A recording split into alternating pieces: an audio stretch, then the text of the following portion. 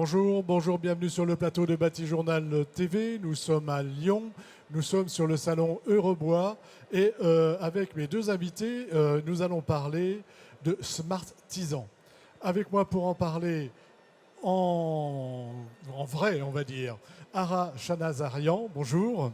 Bonjour Stéphane. Vous êtes fondateur de CH Conseil. CH Conseil, qu'est-ce que c'est? Sage Conseil, c'est un cabinet d'accompagnement des entreprises du bâtiment, des industriels, des distributeurs, pour les aider dans la croissance et dans leur transformation numérique. Et alors, nous avons en visio avec nous, parce qu'aujourd'hui, on réussit à faire du duplex, Diana Gonzalez, bonjour. Bonjour Stéphane.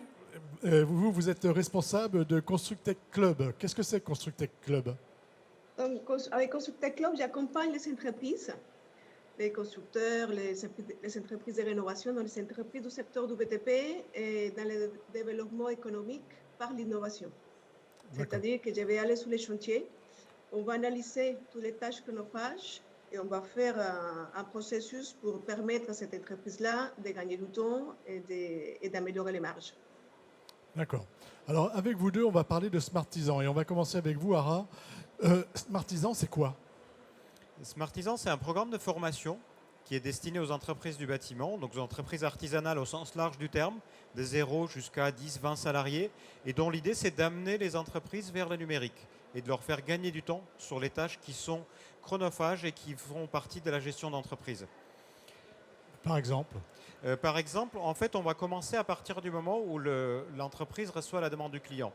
Donc, on va l'aider à faire le maîtrise, le chiffrage, le devis, la validation de ce devis, la gestion de sa relation avec le client, la planification de son chantier, la réalisation, le planning des équipes, jusqu'à la réception du chantier et la facturation du solde. L'idée, c'est que les artisans puissent s'emparer, on va dire, du numérique. Effectivement, on s'est rendu compte que ce n'est pas un mouvement qui se fait spontanément auprès des entreprises artisanales du bâtiment en particulier. Et on essaie de les aider sur les tâches qui vont au-delà de leur métier de chantier pour les aider sur les tâches qui sont plutôt rébarbatives et qui sont chronophages pour les aider à gagner du temps, à faire un chantier en plus, passer du temps avec leurs clients ou bien passer du temps avec leur famille. Ça vient d'où cette idée de Smartisan? Smartisan est venu d'une idée, on est trois partenaires à lancer ce projet-là, donc Diana, moi-même et puis Pierre qui fait partie du groupement.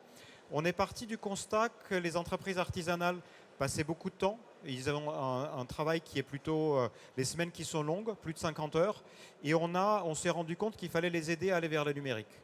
Et on a profité du fait qu'il y avait une demande aussi de la part de l'État, d'un organisme qui s'appelle France Num, qui cherche à aider les entreprises, des TPE, PME au sens large, d'aller vers le numérique.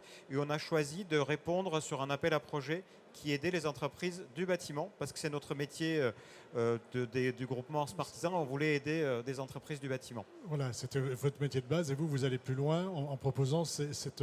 Alors, c'est une application, c'est quoi? Smartisan, ce n'est pas une application, ce n'est pas une plateforme. Smartisan, c'est une sélection d'applications qui sont spécialisées dans le domaine du bâtiment et qui sont adaptées aux entreprises artisanales. Et je pense que Diana vous en parlera plus en détail. Et c'est une méthode pour pouvoir choisir la bonne application qui va aider le plus à l'entreprise dans son métier, dans sa façon de travailler par rapport à son activité à elle. Alors Diana, je me tourne vers vous, mais je ne vous vois pas à l'image, mais c'est pas grave, on va y arriver.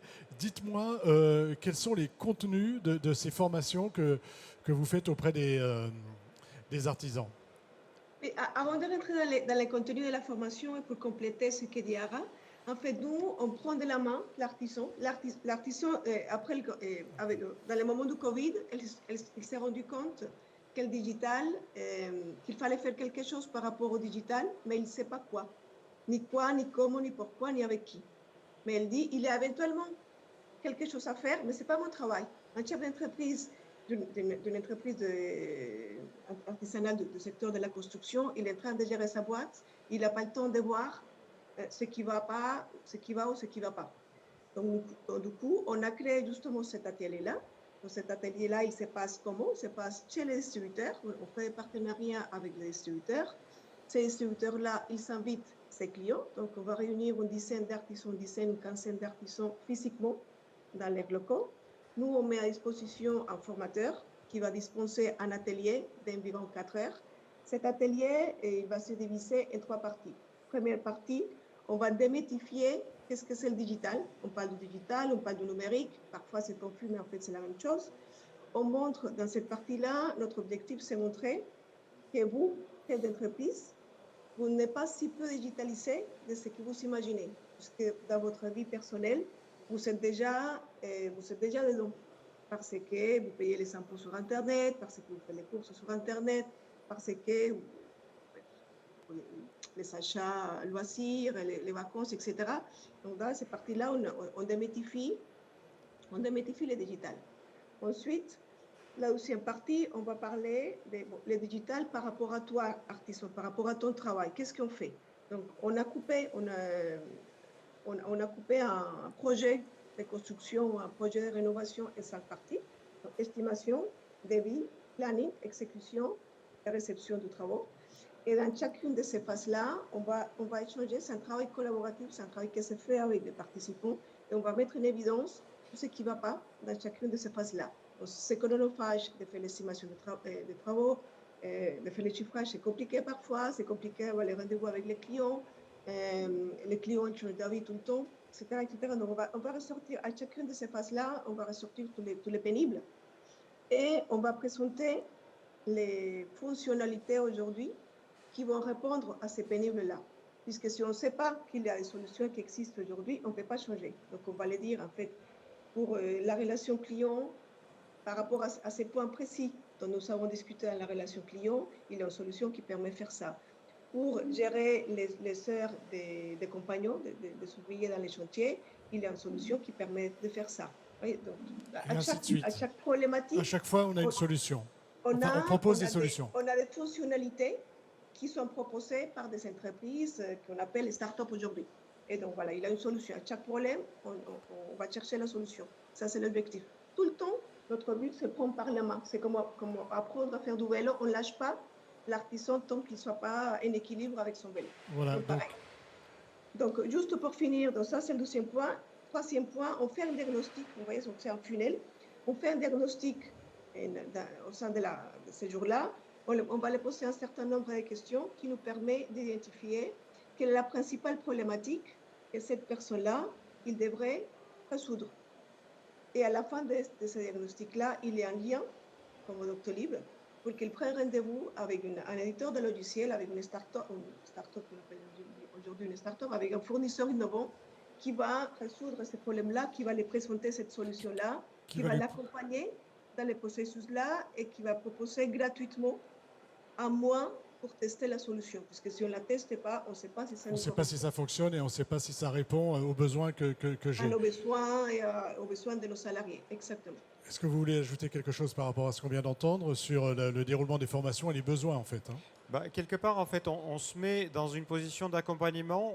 L'idée, c'est pas de mettre la pression à l'entreprise pour dire, en fait, il faut tout changer, mais l'accompagner, prendre par la main et l'amener vers le numérique de manière plus naturelle, en partant de ses besoins et sans lui dire, il faut changer toute la façon de travailler. Mais plutôt dire, si vous devez démarrer quelque part, on vous promet de gagner une demi-journée par semaine. Et pour le faire, il faut commencer peut-être par les devis, peut-être par la gestion du planning, peut-être par l'enlèvement de déchets. Et c'est ça notre méthode pour l'amener du besoin vers les solutions qu'on a choisies pour lui. Voilà. Donc vous avez choisi des solutions. Ces solutions, vous les choisissez comment, Diana? Oui, tout à fait. En fait, quand on parle de start-up, c'est un mot qui, d'une façon générale, fait peur à un certain nombre de personnes. Et je comprends, c'est normal, puisqu'il y a tout un stéréotype d'entreprise peu stable qui se casse la figure. Il faut savoir que dans les secteurs de la construction, les entreprises innovantes ont une caractéristique assez différente par rapport aux autres entreprises du marché. Il y a au moins un associé d'une start-up qui a une expérience dans les BTP de moins 5-10 ans. C'est quelqu'un qui connaît le secteur, qui a déjà travaillé et qui était déjà confronté souvent à la problématique qu'il essaie de résoudre avec la solution qu'il présente.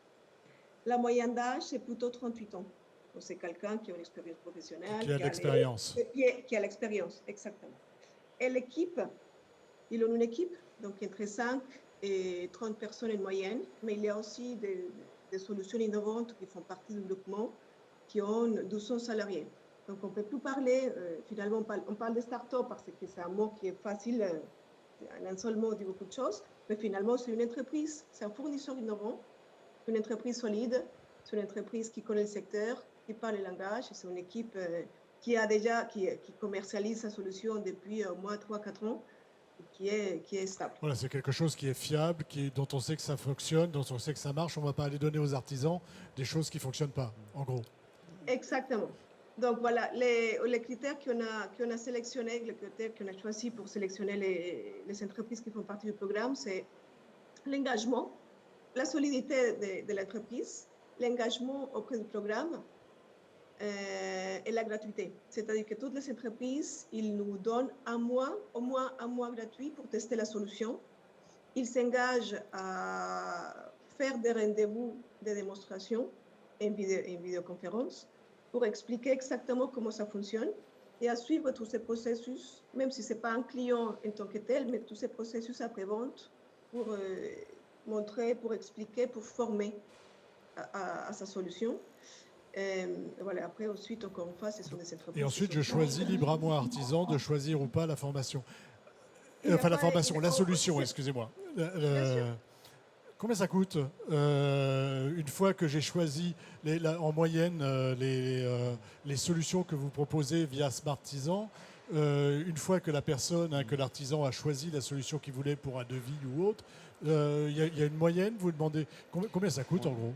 C'est des abonnements, Ça change, ça peut varier, en fait, ça peut démarrer à 10 € par personne, par utilisateur.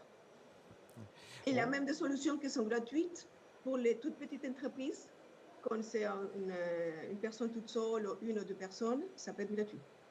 Ça peut être gratuit. Ça fait partie aussi des critères de sélection, des solutions qui sont abordables pour les entreprises artisanales. Il ne faut pas que ça coûte très très cher pour les mettre en place. Donc c'est des solutions avec des abonnements mensuels qui sont très raisonnables par rapport au gain de temps qu'on propose. Aujourd'hui, vous avez, alors je ne sais pas qui va me répondre, aujourd'hui vous avez combien de solutions qui ont été sélectionnées et pour quel type de résolution de problème? Aujourd'hui, il y a 12 entreprises qui font d'ailleurs partie du programme, qui correspondent à la relation client, la gestion financière, le pilotage du chantier et le développement durable.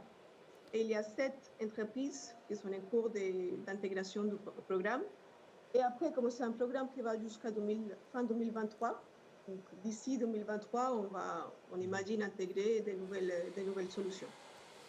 Aujourd'hui, dans l'organisation de Smartisan, donc vous nous avez dit que c'était une organisation, que des formations ont été délivrées auprès des négoces notamment. Combien il va y avoir de formations en tout et combien vous en avez déjà faites et quel est le retour que vous avez des artisans que vous avez formés? Peut-être en tout, on va former 1500 personnes. Donc on a démarré vraiment les premières formations pour avoir déjà un retour d'expérience. Mais avant de parler, on va dire, de quantitatif, le choix qu'on a fait de passer par des acteurs établis sur le marché pour délivrer cette formation-là, qui est gratuite, qui est sans engagement pour les participants, on a fait le choix de faire des formations présentielles. Parce qu'on considère qu'amener des personnes qui ne sont pas obligatoirement très numérisées vers le numérique via un webinar, c'était peut-être contradictoire. Oui, c'était pas évident, peut-être. Donc, on veut les amener dans les lieux qu'ils connaissent pour déjà passer la première étape, le premier frein. Les inviter, par exemple, chez leurs fournisseurs qu'ils connaissent, où ils passent quasiment tous les jours. Ils rencontrent les personnes qui connaissent, les lieux qu'ils connaissent. Donc, déjà, une première étape de franchie pour ça. Et nous, la promesse qu'on fait à ces partenaires avec qui on veut déployer cette formation-là, c'est qu'on leur amène un service par rapport à leurs clients pour les faire progresser. Notre objectif, c'est former vers le numérique, mais pourquoi faire? Pour améliorer la productivité de leur métier, pour améliorer aussi l'attractivité, enlever la pénibilité sur le métier de l'artisanat, et puis leur garder une autonomie vis-à-vis de tout ce qui change dans le monde du bâtiment, avec les plateformes, avec les gros acteurs qui ne se retrouvent pas en rôle de sous-traitants, qui ne maîtrisent pas cette partie numérique. Donc ça, c'est, on va dire, notre credo aussi pour pouvoir amener cette formation via des acteurs installés sur le marché. Voilà, l'idée, c'est qu'ils ne subissent pas, mais qu'ils puissent s'emparer de toutes les solutions numériques qui font partie du l'évolution quotidien du aujourd'hui, métier et qui peuvent être une clé pour les aider à garder l'autonomie et à garder la productivité et devenir ou en tout cas contribuer à l'attractivité aussi des embauches pour les jeunes qui peuvent venir dans une entreprise qui a appris le numérique en main, entre autres. C'est ça notre objectif aussi. Qui délivre ces formations? C'est vous, Diana? Non, nous avons un réseau de formateurs. Et combien de On a formateurs créé aujourd'hui? la formation, on a formé les formateurs, on a créé la méthodologie. C'est ça qu'on a fait depuis le début de l'année. Et on a construit un réseau de formateurs partout en France, dans tous les territoires, pour qu'ils puissent se déplacer directement vers les distributeurs partenaires. Ce réseau de formateurs, c'est combien de personnes? Aujourd'hui, il y a une dizaine de personnes et ça va monter jusqu'à 15-20 personnes. Et quel est le profil de ces personnes au départ? Avec un côté pédagogique, une expérience dans le secteur du BTP et plus avec les artisans et une appétence pour l'innovation. Appétence pour l'innovation. On arrive un petit peu au terme de l'échange. Je suis artisan. J'ai envie de me former.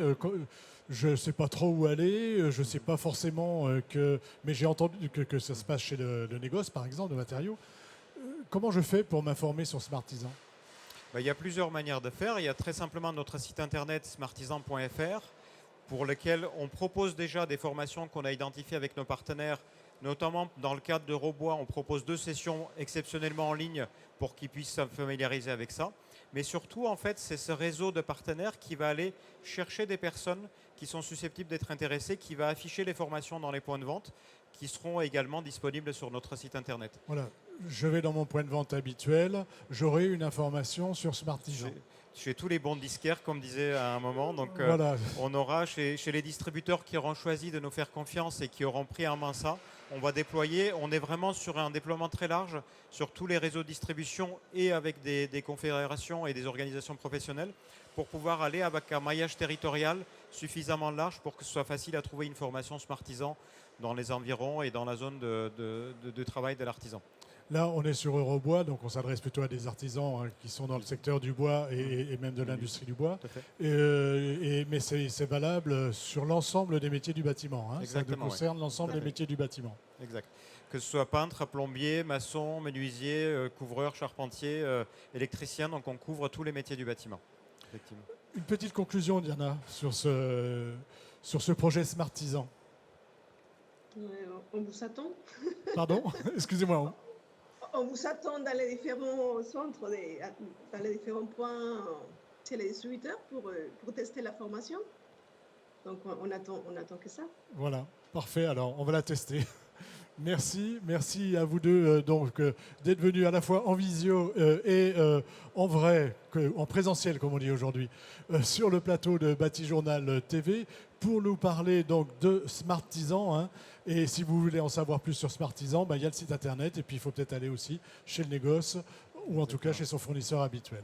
Merci à vous deux. Merci beaucoup. Une émission comme toutes celles que nous tournons sur le salon Eurobois 2022 à retrouver sur notre site internet Bâti-Journal et bien sûr sur les sites de nos partenaires que sont le magazine Woodsurfer, Eurobois 2022 et France Bois Forêt. Merci à vous. Merci à vous deux.